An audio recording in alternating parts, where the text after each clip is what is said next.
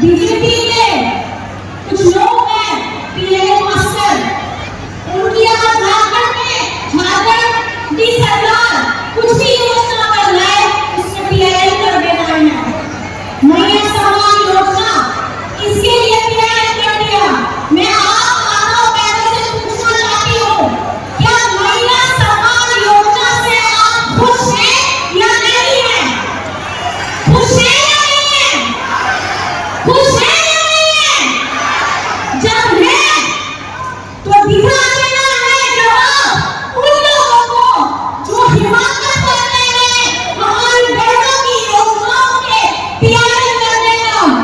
हम चेतावनी देना चाहते हैं कि आप झारखंड की जितनी भी योजनाएं हैं, चाहे दीदियों के लिए हो, बेटियों के लिए हो, बड़ों के लिए हो, भाई के लिए हो, ये योजनाएं ऐसे ही अनवरत चलने वाली है।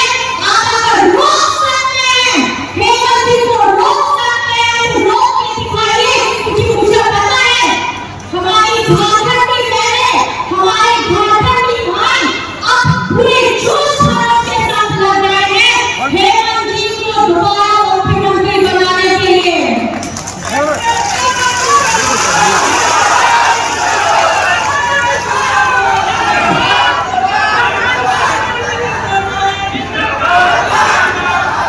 आपको पता ही होगा, जब पहली बार मैं गढ़वा आई थी तो मैं आप लोगों को बताना चाहती हूँ, उस समय मैं आई जरूर थी, लेकिन हमारे हेमंत जी जेल के अंदर में थे। और आज मैं यहाँ आई हूँ और हमारे हेमंत जी आपके भाई बनकर, आपका बेटा बनकर आज झारखंड के यशस्वी मुख्यमंत्री बनकर हमारे हर एक लोगों को मजबूती देने का काम कर रहे हैं, सबको ताकत देने का काम कर रहे हैं। आपने सुना ही होगा, जेल से आने के बाद तुरंत ही हमारी इस योजना का आरंभ हुआ। और इस योजना में जब हम लोग रांची में कार्यक्रम कर रहे थे, तभी एक और खुशखबरी आई थी कि महिला सम्मान योजना जो पहले 21 वर्ष से शुरू होकर के 50 वर्ष तक थी, रांची की सभा में इसे 18 वर्ष की बच्चियों को जोड़कर, तो 18 से लेकर के 50 वर्ष की जितनी बेटी दीदी महिलाएं हैं, उन सब लोगों को ताकत देने के लिए 1000 रुपए आप लोगों को मजबूत करने का काम कर रहे हैं। और हमारे विरोधी लोग कहते हैं कि चुनाव का समय आ गया है, इसीलिए ये लोग अपनी योजनाओं को शुरू कर दिए हैं। लेकिन अगर ऐसी योजनाएं मध्य प्रदेश में शुरू होती है, महाराष्ट्र में शुरू होती है, उड़ीसा में शुरू होती है, तब लोग संवैधानिक हो जाता है।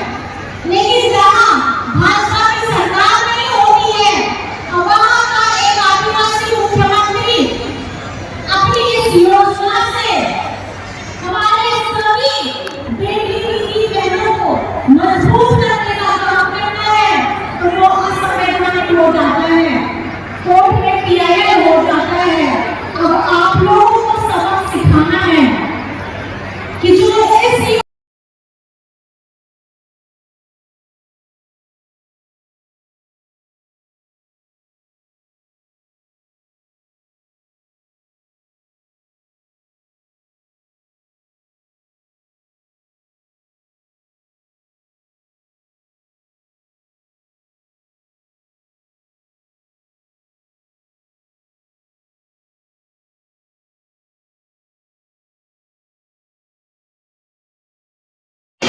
ने